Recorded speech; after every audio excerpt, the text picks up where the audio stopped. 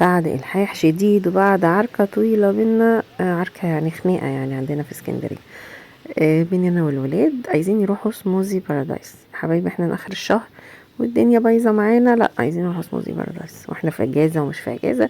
خلاص يلا بينا على سموزي بارادايس نجربهم، عايزين يجربوه. المهم هتاخدوا ايه؟ قالوا هناخدوا سموزي، احنا جايين عند سموزي هناخدوا سموزي. هتاخدوا سموزي ايه؟ طلبوا ليمون نعناع وطلبوا بطيخ. وانا النهارده هقيم سموزي بارادايس، هقيمه بكل امانه.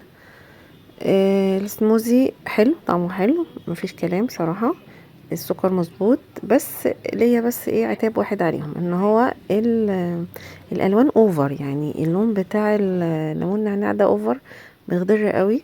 البطيخ برضو محمر قوي، فليه لو كنتوا عملتوه من غير الوان صناعيه اعتقد ان كان هيبقى افضل من كده. انا عايزه اقول لكم ان من كتر الالوان اللي فيه انا لساني اخضر خالص بانجيله مش لسان. المهم خلصوا السموزي وعايزين مرزرزه. ايه يا حبايبي المرزرزه والملزلزه دي؟ انا ما اعرفش الحاجات دي. قالوا لي احنا بنشوفها على التيك توك وعايزين ايه مرزرزه. بمناسبه الواد اللي رمى الاسترتش في الارض ده، انا هنفخه بس بعد الفيديو.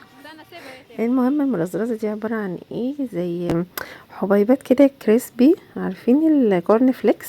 حاجه شبه الكورن فليكس كده بس صغيره كده، شبه الرز، شبه لسان عصفور كده بالظبط، وحاطين عليها صوصات. احنا اخترنا بقى مرزرزه بالايه بالبيستاشيو، صوص البيستاشيو. في طبعا مرزرزه شوكليت دارك، وفي مرزرزه وايت شوكليت، وفي مرزرزات كتير. المهم هم اختاروا مرزرزه بيستاشيو، دي كانت اغلى مرزرزه في المرزريز كلها. المهم انا دقتها معاهم، هم دقوا الاول، انا دقتها هي حلوه مش وحشه يعني، بس الصوص بتاعها كان خفيف شويه، يعني مخففينه قوي، المفروض يتقل اكتر من كده شويه، اللي هو صوص البيستاشيو.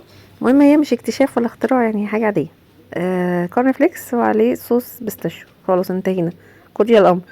وبعدين دي اسعار الحاجات اللي احنا خدناها. السموزي ليمون نعناع كان ب30، البطيخ كان ب40، برزرزة بيستاشيو كانت ب60. بالنسبه للنظافه عندهم هم نضاف جدا بصراحه.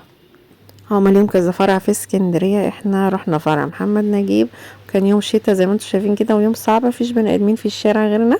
متنسوش بقى تعملوا لي لايك وشير عشان الشتا اللي انا خدته على دماغي ده. بحبكم كتير والسلام عليكم.